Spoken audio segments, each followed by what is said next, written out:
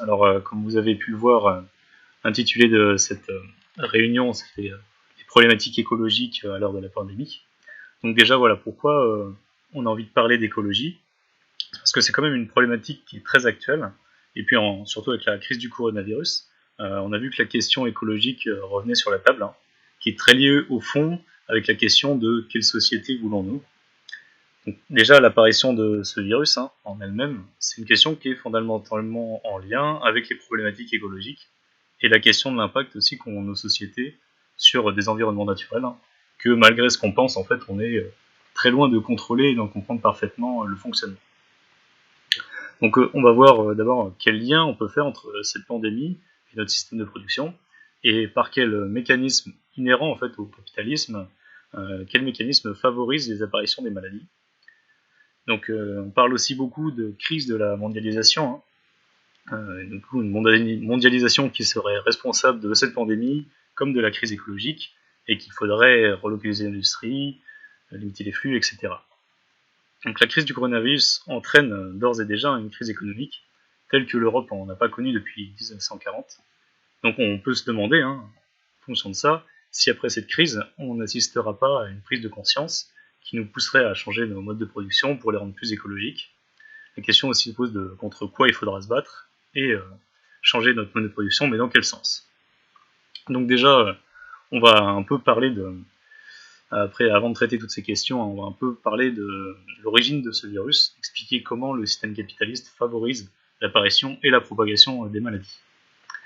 Donc, comme vous l'avez sûrement tous lu ou entendu, le coronavirus viendrait d'une chauve-souris qui l'aurait transmise à un pangolin et qui l'aurait à son tour transmis à l'homme. Donc des espèces qui normalement ne se côtoient pas tant que ça. De nombreuses études ont montré que la destruction des espaces naturels, des chauves-souris entre autres, pour cause d'urbanisation, de culture, d'industrie, poussait ces animaux à vivre sur les lieux d'activité des humains, les plantations, les greniers, les fermes, etc. Ce qui augmente en fait les interactions entre nos deux espèces. Les chauves-souris, comme beaucoup d'animaux sauvages, les rats, les chiens aussi, mais c'est pas des animaux sauvages, mais ils sont porteuses de nombreux virus et des bactéries qui, elles, ne les infectent pas, mais qui peuvent être dangereux pour les humains. Et ces micro-organismes, ils peuvent se transmettre vers d'autres espèces par de multiples façons, donc par l'alimentation, par exemple, des objets ou par d'autres animaux, ce qu'on appelle des zoonoses. Donc c'est probablement ce qui s'est passé pour le Covid-19, mais c'est pas le seul exemple. Si on prend les épidémies du virus Ebola, elles sont du même cas de figure en fait. Alors lorsqu'on voit les premières épidémies du virus Ebola, les épidémiologistes, ils avaient remarqué qu'elles se produisaient peu de temps après des plans de déforestation pour mettre des cultures de coton. Pour les épidémies d'Ebola les plus récentes, celles entre 2013 et 2015, donc leur point de départ se trouvait en Guinée, et c'est un pays qui fait en fait l'objet de nombreuses convoitises par les pays impérialistes pour les nombreuses ressources minières, donc le diamant, l'or, la bauxite, ou encore les ressources agricoles, les plantations de cacao, de palmiers à huile, et toutes les forêts aussi qui s'y trouvent. Et donc tout ça, en fait, toutes ces exploitations industrielles et agricoles, ça passe par une déforestation massive qui entraîne la disparition de nombreuses espèces sauvages, et pour les mieux adapter, les pousse en fait à se retrancher et à côtoyer les humains sur leurs habitats. Donc c'était le cas des chauves-souris, dont on a maintenant la certitude en fait qu'elles sont le vecteur entre nous et Ebola. Alors c'est pas pour dire que les responsables de toutes ces maladies seraient les chauves-souris, parce que ça pourrait être tout autre animal sauvage qui se retrouverait proche des humains, qui pourrait être vecteur de maladies, mais c'est bien notre mode de production, qui est totalement délétère pour l'environnement, qui est responsable de l'apparition de ces maladies. En ce qui concerne le pangolin, on peut aussi pointer du doigt qu'il y a un gros business qui est fait autour de cet animal et autour des autres animaux sauvages sur le marché de Wuhan. Mais du coup, ça augmente les facteurs de transcription, le fait de traiter des animaux sauvages comme des marchandises. On ne va pas trop détailler là-dessus. Du coup, ce mode de transmission des virus, des zoonoses, il y en a beaucoup d'autres exemples aussi par le passé. Donc d'autres SRAS, les virus respiratoires du type coronavirus. Il y en a des exemples en 2003, qui étaient cette fois transmis par les civettes. Mais plus lointain, on peut aussi parler des pestes buboniques au Moyen-Âge, par du coup les rats. Il faut noter également que les maladies et les épidémies, ça ne provient pas uniquement des animaux sauvages. Par exemple, l'élevage industriel, c'est un vrai réservoir à maladies. Si on donne des petits exemples, les vaches elles nous ont transmis la tuberculose et la rougeole, les canards nous ont transmis la grippe. Par exemple, la grippe aviaire H1N1, ça provenait des oiseaux de gibier. Ça s'était répandu dans les élevages de poulets, ça induisant un risque de contamination pour les humains. Donc là, on voit bien encore la dangerosité d'entasser des centaines d'animaux de la même espèce au même endroit. Il suffit qu'il y ait un qui chope un virus et du coup, tout le monde l'a, quoi. Puis on a beau les gaver de vaccins antibiotiques, on ne peut pas prévoir lorsque de nouvelles maladies qu'on ne connaît pas apparaissent. Donc cependant, il faut bien voir que l'élevage de masse, enfin, la destruction des habitats naturels des espèces, ça date de bien avant le développement de nos sociétés capitalistes. Ce qu'on observe aujourd'hui, en revanche, c'est une augmentation sans précédent du nombre d'animaux d'élevage, une accélération de la destruction des lieux de vie des animaux sauvages, et une accélération aussi de la déforestation. Donc ça augmente d'autant plus le risque et la vitesse de transmission des maladies vers les humains. Donc tout ça, il faut bien le rappeler, c'est fait avant tout pour le profit des capitalistes. Ces systèmes de production, on l'a vu, il entraîne des disparitions d'espèces massives, par, comme on l'a dit, la destruction des lieux de vie, mais aussi par la pollution, produite majoritairement par l'industrie et les transports, par les pesticides aussi. Et donc, on parle souvent de la question de la préservation de la biodiversité, qui est très menacée, et avec raison d'ailleurs. Parce que voilà, vouloir préserver la biodiversité, c'est pas uniquement un truc d'écolo sympa, c'est aussi une manière vraiment efficace pour lutter contre les épidémies. Par exemple, lorsque certaines espèces disparaissent pour une ou plusieurs des raisons évoquées avant, les espèces les mieux adaptées qui restent, du coup, prennent leur place, deviennent l'espèce majoritaire. Et alors là, il suffit qu'il y ait un virus qui se développe au sein de cette espèce et qui soit dangereux pour l'humain pour que toute la planète soit infectée. On prend l'exemple des oiseaux migrateurs, par exemple. Alors, paradoxalement, en fait, plus il y a d'espèces différentes, moins le risque est grand de voir apparaître des pandémies. Et de même, la biodiversité, outre de nous protéger de cette façon-là en multipliant en fait le nombre d'espèces de la propagation des épidémies, la biodiversité fournit un inventaire quasi infini d'organismes, ce qui peut nous permettre de les étudier, notamment pour les vaccins. Les scientifiques se basent sur les virus déjà existants, mais aussi pour l'agriculture. C'est important d'avoir une grande diversité d'espèces afin d'adapter les cultures aux aléas du climat et des maladies. Donc on rappelle bien que les épidémies ne sont pas créées en fait en elles-mêmes par le système capitaliste. C'est juste que ce système-là favorise l'augmentation de leur nombre et de la vitesse de leur propagation. Donc si on fait un parallèle avec la peste noire, la peste bubonique dont on a parlé précédemment, cette maladie s'était répandue dans toute l'Europe entre 1347 et 1351. Donc à une époque où les frontières n'étaient pas les mêmes, et surtout les moyens de communication étaient beaucoup plus lents. Par rapport à aujourd'hui, du coup, le coronavirus il s'est propagé en quelques mois, essentiellement par les flux aériens entre les continents. Donc, la répartition et la propagation des épidémies n'est pas la même, mais le problème reste là. Les épidémies et les maladies se propagent.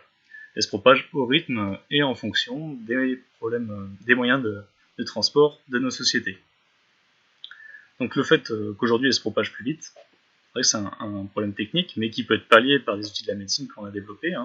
Donc, on a vu les tests de dépistage ou la prise en charge des malades. Mais encore, ça, il faut s'en donner les moyens. C'est ce que nos dirigeants, on l'a vu, sont incapables de faire en temps et en heure.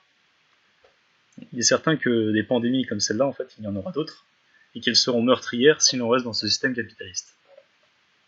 On pourrait du coup se dire, par rapport à ça, que la solution, ce serait de diminuer les échanges, et de limiter au maximum les flux de population, donc les flux de population et de marchandises, donc de relocaliser l'économie.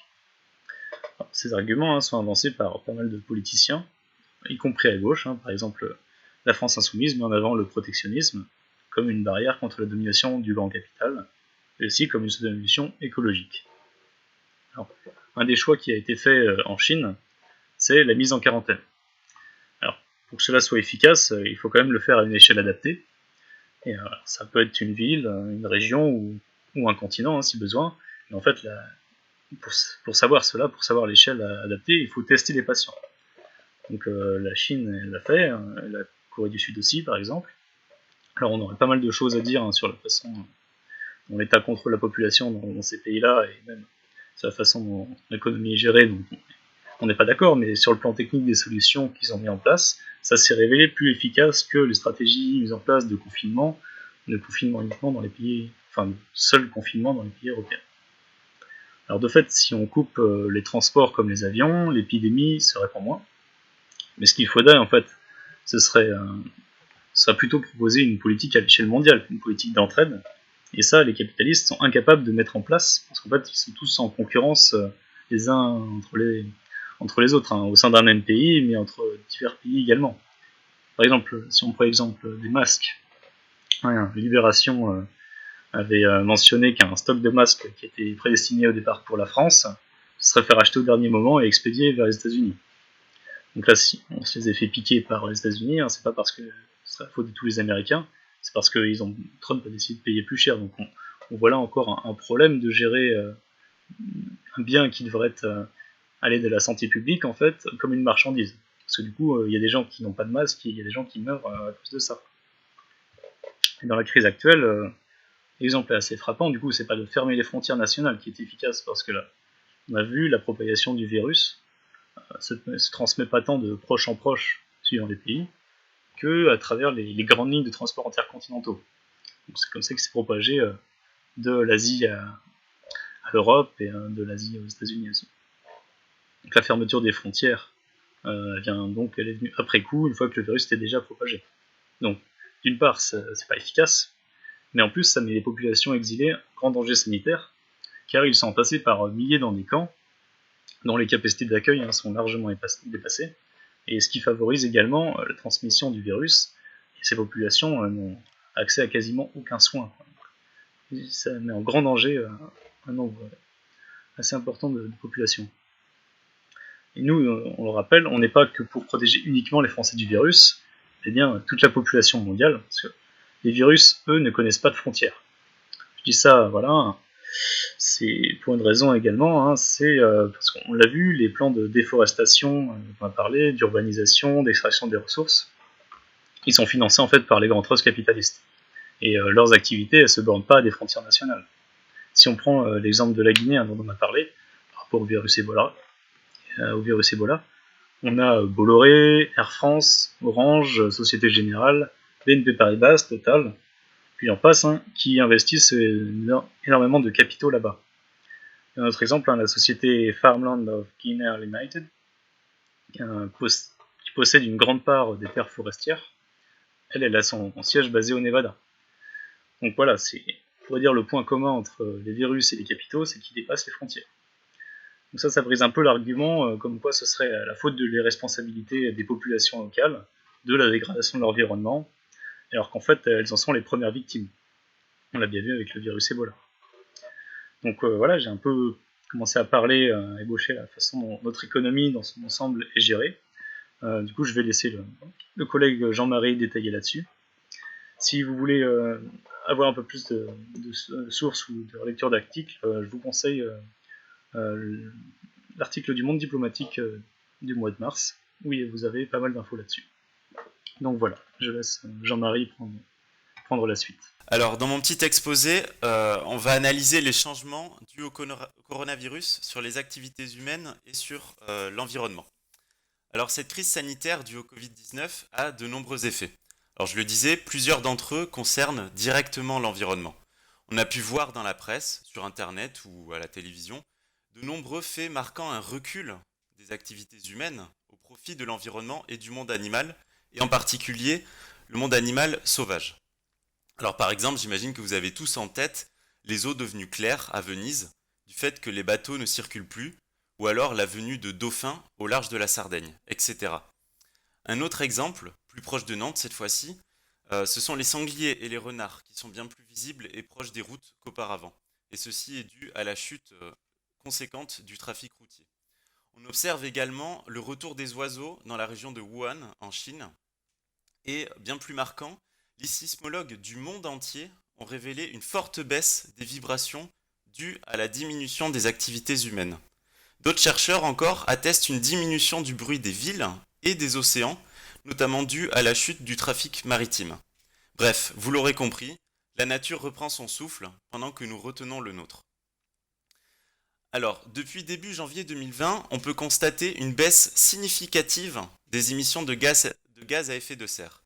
Alors, comme vous le savez, ces excès d'émissions de gaz à effet de serre, notamment le CO2, sont la principale cause du réchauffement planétaire. Nous avons assisté à exactement une baisse de 25% des émissions de gaz à effet de serre en Chine. Alors, d'abord attestable dans la région de Wuhan, ce constat de la baisse des émissions de gaz à effet de serre, en fait, s'est étendu au reste du globe avec des réalités évidemment plus ou moins différentes selon les pays. Alors, d'où provient cette baisse concrètement ? En Chine, en fait, ça s'explique essentiellement par la diminution de 70% du nombre de vols aériens domestiques, alors c'est énorme, mais aussi par une diminution de l'activité des centrales à charbon qui, comme vous le savez, sont très émissives en gaz à effet de serre. Et enfin, bien évidemment, ça s'explique aussi par le confinement de la population. Alors vous allez me dire, mais qu'en est-il en Europe ? En Europe, le journal patronal Les Échos a relayé une étude. Alors cette étude, elle vient du cabinet de conseil en management SIA Partners, qui affirme qu'en Europe, il y a une réduction de 58% des émissions de CO2. Alors décortiquons un peu ce chiffre. Qu'est-ce qui le compose ? En fait, on remarque une baisse de 88% de l'activité automobile. C'est énorme. S'agissant du trafic aérien, on est à peu près sur le même chiffre. Et quant à la production d'énergie, l'arrêt de plusieurs sites industriels et la réduction massive des transports ont entraîné une chute de la consommation des matières fossiles, pétrole, gaz, charbon, etc. Et en fait, concrètement, c'est environ 40% d'émissions de CO2 en moins dans ce secteur. Par contre, pour ce qui est des émissions de gaz liées au logement, ça c'est bien normal, mais ça a augmenté de 29%. C'est essentiellement dû au confinement en fait, au temps passé chez soi, au télétravail, au chauffage, à l'utilisation plus forte d'Internet qui fait en fait chauffer, pour ceux qui connaissent, les fameux data centers. Enfin bref, on utilise plus Netflix et notre chauffage chez nous au lieu d'utiliser le chauffage collectif de notre lieu de travail ou les cantines collectives par exemple dans les collèges, lycées, etc. Alors paradoxalement, c'est bien cette crise sanitaire et économique mondiale qui nous fait comprendre l'étendue des impacts des activités humaines. Et n'en déplaise au climato-sceptique Donald Trump, ou comme disait Celso la dernière fois, au crypto-fasciste Bolsonaro, nous sommes bel et bien dans une crise écologique mondiale et dans l'ère de ce que les géologues appellent l'anthropocène. Et le Covid-19 nous le montre d'autant plus. Les activités humaines sont devenues la contrainte géologique dominante devant toutes les autres forces géologiques et naturelles qui avaient prévalu jusque-là. Pour être clair, l'ère de l'Anthropocène a donc bel et bien succédé à l'ère de l'Holocène, donc c'est la précédente ère géologique qui s'étendait sur plus de 10 000 ans et qui était extrêmement stable. Alors ce mot Anthropocène, plusieurs d'entre vous me diront qu'il est très large et il est consensuel. Et c'est un choix volontaire de notre part. On pourrait rentrer effectivement plus en détail dans la discussion de ce que recouvre exactement ce concept d'Anthropocène. Et pourquoi pas aussi le discuter face à une autre interprétation qui dirait que c'est non pas l'humanité, mais plutôt le capitalisme qui est devenu un facteur géologique et le premier facteur du réchauffement climatique. Ce que les scientifiques désignent par le mot capitalocène. Alors, avant de passer à la suite, la première réaction qu'on pourrait avoir, et elle est extrêmement cynique, cette réaction c'est de se féliciter d'une telle crise sanitaire car elle diminue les émissions de gaz à effet de serre responsables du réchauffement climatique. Alors, c'est inhumain et en plus de ça, c'est aller un peu vite en besogne. Parce qu'en réalité, ça n'annule rien au problème climatique. Le réchauffement climatique suit et continuera de suivre son cours, même avec cette baisse des émissions de gaz à effet de serre. Et je vais prendre un exemple un peu par l'absurde.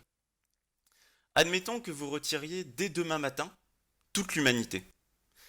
Sachez que la glace qui se trouve au pôle Nord fondra, quoi qu'il arrive, à cause du gaz qu'on a déjà accumulé dans notre atmosphère. Et les conséquences sont une élévation du niveau de la mer de plus de 6 mètres d'ailleurs. Et on s'aperçoit également, ça a été un peu noyé dans les news étant donné le Covid-19, mais on s'aperçoit qu'un bloc de glace gigantesque se décroche petit à petit dans le pôle sud cette fois. Et si ce bloc de glace se décroche entièrement et atteint l'océan, eh bien, il va fondre. Quelles sont les conséquences? Eh bien, cet immense bloc de glace entraînera, s'il fond, une élévation du niveau de la mer d'encore 6 mètres. Alors, avec une telle élévation, qui arrivera, vous l'aurez compris, quasiment quoi qu'il advienne, des immenses zones actuellement occupées par l'humanité seront inondées. Pays-Bas, Floride, Californie, Belgique, Japon, Australie, Bangladesh et même Nantes seront inondées, créant ainsi d'immenses mouvements de population, ce que les médias ont appelé les réfugiés climatiques. Alors le problème, vous voyez bien, en fait, il est bien plus compliqué qu'une simple diminution des émissions de gaz à effet de serre. En effet, décarboner notre économie, en fait, ne constitue pas en soi un projet de société. Alors ce coronavirus, il nous parle. Il nous apprend beaucoup de choses sur notre système économique et sur l'appareil de production qui le compose. Alors, il nous dit quoi? Il nous dit que notre système de production, il est très émissif en gaz à effet de serre. On l'a vu. Les activités humaines se sont réduites et les émissions se sont réduites également. Mais il nous dit aussi qu'il est possible d'initier une vraie diminution radicale de ces émissions. Comment? Tout d'abord en produisant moins et mieux, en transportant moins et mieux. Mais là, vous allez me dire, et vous aurez bien raison, diminuer les émissions, oui, mais pas n'importe comment. Et là, évidemment, le Covid-19 ne fait preuve d'aucun discernement. Il réduit les émissions à la louche et à l'aveuglette, en produisant beaucoup de souffrance, de détresse, d'isolement et d'angoisse. Il exacerbe les inégalités sociales et développe à outrance la précarité. Bref, ce virus détruit des vies, et d'autant plus sous le capitalisme, comme on l'a vu. Nous sommes même confrontés à des pénuries de certains biens de première nécessité. En effet, des émeutes de la faim ont éclaté dans plusieurs pays, mais pas seulement les pays du tiers-monde. Des mouvements de foule et des bagarres ont éclaté lors d'une distribution de la banque alimentaire dans le plus grand bidonville de Bordeaux, en France. Donc ça touche également les pays riches. Pourquoi? Parce que les gens sont plus sûrs d'avoir assez à manger avec cette crise. Et il serait encore plus absurde, ou même extrêmement cynique, de compter sur ce coronavirus pour réaliser les gigantesques réductions d'émissions nécessaires dans la lutte contre le réchauffement climatique. Alors, selon les scientifiques, pour ne pas dépasser, vous savez, les fameux 1,5 degrés qu'avait fixé la COP 21, selon les scientifiques, il faudrait réduire de 65% les émissions de gaz à effet de serre dans les pays de l'Union européenne d'ici 2030. N'empêche, un peu de cynisme quand même, l'action du virus est bien plus efficace que celle des gouvernements. En dépit des négociations qui durent depuis 25 ans, les émissions de CO2 sont 60% plus élevées aujourd'hui que lors du fameux sommet de la Terre à Rio de Janeiro en 1992. Allez, on continue encore. En dépit de l'accord de Paris, de cette fameuse COP 21, les mesures prises par les gouvernements nous promettent un réchauffement de 3,3 degrés, soit un niveau 2 fois supérieur à celui que ces mêmes gouvernements ont décidé de ne pas franchir. Ces mêmes gouvernements qui d'ailleurs ont profité de la crise sanitaire et financière pour couper dans les budgets de leur transition énergétique et assouplir les règles quant au droit à la pollution pour les grandes entreprises. Trump fut le premier aux États-Unis. Ces mêmes gouvernants qui nous disent « restez chez vous, mais allez travailler ». Ces mêmes gouvernants qui nous annoncent une pénurie de masques dans une société aussi riche que la nôtre. Le coronavirus et la politique de nos gouvernements nous invitent donc à poser quelques questions gênantes concernant notre appareil de production qui est au centre des discours en ce moment et qui, on l'a vu, est responsable pour beaucoup des émissions de gaz à effet de serre et donc du réchauffement climatique. Alors que dire? En raison de la crise sanitaire, les estimations actuelles font l'état d'une perte de PIB de l'ordre de 30% dans la zone euro. C'est énorme. Et des plans de relance pleuvent. Des milliards sont mis à la disposition des grandes entreprises capitalistes pour surmonter la crise économique et reprendre cette fameuse production. Alors comme quoi, première réaction qu'on pourrait avoir, c'est que l'argent magique, quelque part il existe. Mais il n'est pas pour ceux d'en bas, ou pour résoudre la crise écologique, encore moins pour ceux-là. Et il existe seulement en fait, en réalité, pour maintenir le taux de profit de ceux d'en haut. Oui, l'argent magique est pour eux. C'est ainsi que les capitalistes et leurs laquais mettent tout en œuvre pour relancer les productions qu'ils appellent essentielles. J'ai envie de dire, évidemment, moi aussi je suis pour qu'on relance les productions essentielles. Mais la vraie question, c'est essentiel pour qui? En premier lieu, c'est essentiel pour les grandes entreprises et leur soif de profit. Voilà ce qu'ils appellent une production essentielle. Prenons plusieurs exemples. L'usine de Vesoul en France, où 1200 salariés sont obligés de travailler alors que 128 d'entre eux sont contaminés. Allez, un autre exemple. La concurrence entre Airbus et Boeing qui pousse à la production. Elle est encouragée par un décret du 20 mars de notre gouvernement qui autorise ces entreprises à importer des masques pour permettre à leurs travailleurs de retourner au boulot alors que les hôpitaux étaient en pleine pénurie de masques. Alors que le taux d'utilisation des capacités industrielles est descendu à seulement 25% en Europe, effectivement, la question de ce qui est essentiel ou non se pose avec une actualité brûlante. Est-il essentiel de produire des voitures en temps de confinement sur fond de crise sanitaire ? Est-il essentiel de changer les panneaux publicitaires ? Pas pour nous. Mais pour les industriels, faire des stocks de voitures pour le rattrapage des ventes lorsqu'on sortira du confinement, pour eux, c'est essentiel. Voilà la définition de ce qui est essentiel pour eux. Et cette question, en fait, elle se pose dans tous les domaines. À la poste, par exemple. Livrer des ordonnances médicales, bah oui, mais des pubs et des lettres de licenciement, non. À la SNCF, on se demande tous, évidemment, qu'est-ce que contient les trains fret ? De la nourriture ou des pièces automobiles ? Dans les fonderies, pareil, on continue à fabriquer de l'aluminium. Mais pourquoi faire ? Fabriquer des canettes de coca ? Des canettes de bière ? Alors, si on risque sa peau à aller la gagner au travail, autant que ça soit pour des raisons essentielles, à savoir satisfaire les besoins de tous et éradiquer par là même la faim dans ce monde en crise et avoir une production plus écologique. Alors, effectivement, nous serions bien en peine de dire quels sont nos besoins exacts. On ne va pas vous mentir là-dessus. Toutefois, il est clair que les impératifs de profit des grandes entreprises n'y figurent pas et que le secret commercial et la mainmise du privé sur l'appareil économique nous empêchent d'adopter une production écologique et solidaire. Telle est l'une des leçons de ce coronavirus. Alors on le voit, la production capitaliste, elle est irrationnelle, en plus d'être anti-écologique. D'après l'ingénieur médiatisé Jean-Marc Jancovici, le nombre de morts du coronavirus à Wuhan équivaut au nombre de morts qu'il y a généralement dans cette même région à cause de la pollution de l'air. Et ceci, les capitalistes, en fait, ils ne s'en soucient pas, ils ne s'en sont jamais souciés. Car la vérité est qu'entre les intérêts économiques et les intérêts écologiques et sanitaires, le choix est vite fait pour eux. Ils sont irresponsables, et en plus d'être irresponsables, ils sont irrationnels, car cette production capitaliste, elle a choisi de minimiser le stockage des productions pour créer un marché à flux tendu, permettant d'engendrer plus de profits. Car le stockage pour les capitalistes, c'est quelque chose de coûteux. Mais combien de vies aurions-nous pu sauver si nous avions des stocks médicaux ?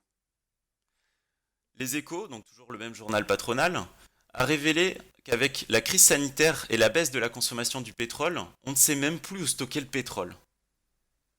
En fait, on fait la guerre pour l'avoir et aujourd'hui on ne sait même plus où le stocker. Telle est la réalité de l'anarchie de la production capitaliste. Allez, autre exemple, dernier. Le Washington Post relaye il y a peu que des producteurs américains ne savent plus quoi faire de leur lait car aucun restaurant ne le leur achète. Et tout ça sachant que d'après l'ONU, 1 milliard d'êtres humains dans le monde souffrent de la faim et à mon avis ce chiffre va augmenter avec la crise. Alors, on aurait pu aborder bien des questions en fait démontrant la nécessité d'un changement de société en faveur de l'écologie, à la lumière justement de ce Covid-19. Nous avons toutefois choisi en fait cette question de la production qui est significative dans la période actuelle, notamment car les projecteurs sont braqués sur cette même production. Aucune écologie crédible, et c'est là l'une des plus grandes leçons de ce Covid-19, ne se passera de cette question. Comment produire de manière écologique en satisfaisant les besoins de tous ? Le capitalisme, de ce point de vue-là, semble disqualifié. Alors, pour conclure, comme dit Macron, il y aura un jour d'après, et il ne sera pas comme le jour d'avant. Il y a là rien de plus vrai. Mais la vraie question, c'est pour qui ? Pour qui le jour d'après ne sera pas comme le jour d'avant ?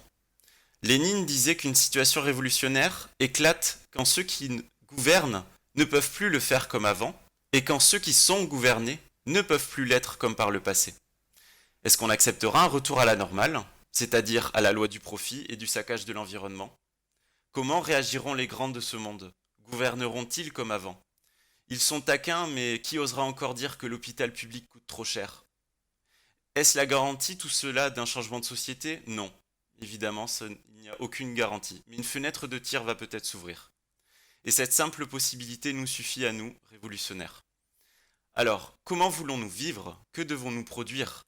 Quel choix technologique adopter? Sachant le coût écologique et humain que toutes ces questions peuvent avoir. Ce sont là autant de questions en fait qu'il faut discuter autour de nous. Conscientiser, politiser, créer du lien, disons-le comme on veut, mais préparer la riposte contre cette classe capitaliste qui produit n'importe comment dans le seul but de dégager des dividendes pour les actionnaires. Alors, la question se pose. Comment changer de société, changer de système de production, bref, changer nos vies? Pour cela, la pandémie nous montre une vérité que l'on nous a cachée pendant trop longtemps.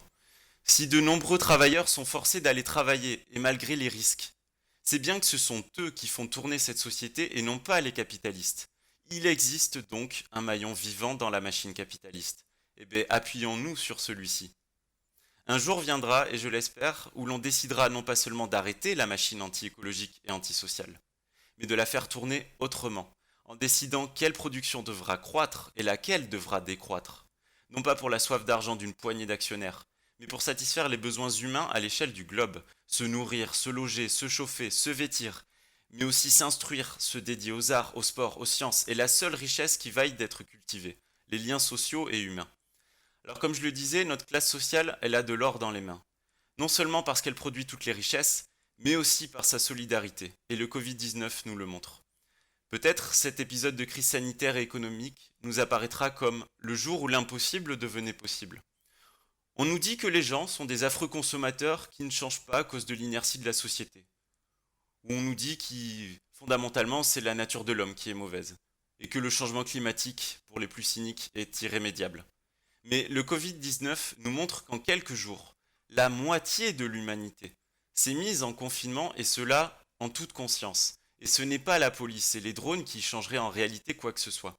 La réponse à l'épidémie montre au contraire que, bien informées du danger, les populations acceptent des changements importants dans leur mode de vie. Notre imaginaire, il a été construit sur le fait qu'en temps de crise et de pénurie, notre imaginaire nous dit que ce serait la guerre de tous contre tous. Et il y a bien des films hollywoodiens qui ont tenté et qui ont bâti cet imaginaire. Ben là, que voyons-nous en temps de crise et pour beaucoup de gens en temps de pénurie? Eh bien, qu'est-ce qu'on voit? Des soignants se tuent littéralement à la tâche et des applaudissements retentissent tous les soirs en leur honneur. Des personnes se dévouent dans des associations d'aide aux migrants et aux sans-abri. Des habitants offrent gratuitement leur aide pour garder les enfants du personnel obligé de travailler. De nombreux dons sont effectués pour sauver l'hôpital public. Et des petits commerçants distribuent leur stock de nourriture aux passants démunis. Des réseaux de solidarité s'activent pour venir en aide aux anciens délaissés par cette société malade. Et des professeurs passent leur journée à instruire des millions d'enfants, malgré les conditions du télétravail, etc. Et non, les zombies ne sont pas à nos portes, et les gens font même la queue de manière disciplinée dans les magasins, sans pillage ni pistolet à la ceinture. Bref, pourquoi pas construire une écologie à partir de là, à partir de l'entraide? La coopération n'est-elle pas notre meilleure arme? Quand on sait que les 10% les plus riches de l'humanité émettent la moitié des gaz à effet de serre, alors que la moitié la plus pauvre n'en émet que 13%, nous comprenons qu'il faudra politiser notre colère, car il faudra bien un jour aller toquer à la porte de ces ultra-riches qui se gavent encore et encore. Pour finir, je citerai Rosa Luxembourg, qui écrivait il y a un siècle « Socialisme ou barbarie », c'est-à-dire qu'entre le capitalisme et une société socialiste, il nous faudra choisir. Aujourd'hui, on pourrait presque dire, avec la crise écologique, socialisme ou extinction. Le réchauffement climatique est infiniment plus dangereux que l'épidémie. Si nous n'agissons pas, il rendra la Terre inhabitable pour des centaines de millions de vies.